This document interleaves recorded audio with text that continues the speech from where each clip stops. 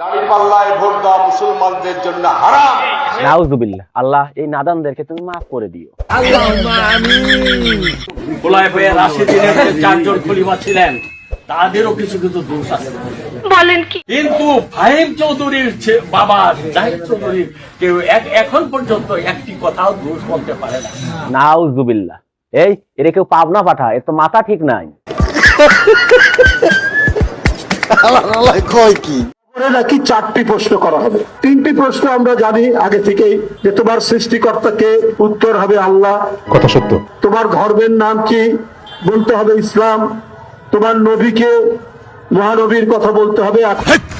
কি বলছিস তুই? এখন নাকি এর সাথে আরেকটি প্রশ্ন নাকি কবরে যোগ হবে, যে ত্রয়োদশ জাতীয় সংসদ নির্বাচনে আপনি কাকে ভোট দিয়েছেন। এ ভাই কেউ 999 ফোন দে। কেন? বলো যে পাবনা থেকে এক পাগল পালিয়ে বাইরে এসেছে। জামাত কিন্তু হিন্দুর কোনোদিন আত্মীয় হতে পারবেন না, এই কথাটা মাথায় রাখবেন। কেন ভাই, জামাতের গায়ের রক্তের রং কি নীল? বেশি ভোট দিতে পারবেন, নির্বাচনের পরের দিন তাদেরকে 1 লক্ষ টাকা পুরস্কার দেওয়া হবে। আমি একাই 10,000 ভোট দেব। কেন? কেন আবার? ওই পুরস্কারের 1 লক্ষ টাকা আমাকে নিতেই হবে।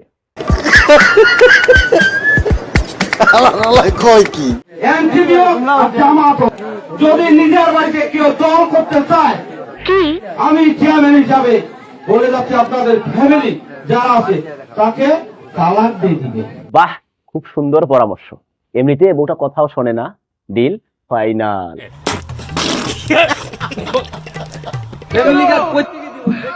সরকারের ওইটাই ওই টাকা সরকারের কোন সরকারে বাটপাড়ি পুরা মিথ্যা কথা। সাংবাদিক ভাই কিন্তু দারুণ দুষ্ট। মুরব্বীরা কেউ এমন উল্টাপাল্টা প্রশ্ন করে?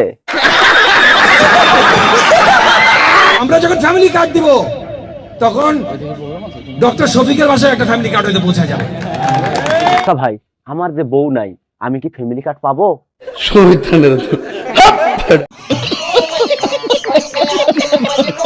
আজকে জামাতের সরকারি ডাক্তাররা আজকে সরাসরি জামাতের পক্ষে নির্বাচন করছেন। বলো কি, তুমি সত্যি বলছো? নির্বাচনের পর ব্যবস্থা নেব ইনশাল্লাহ।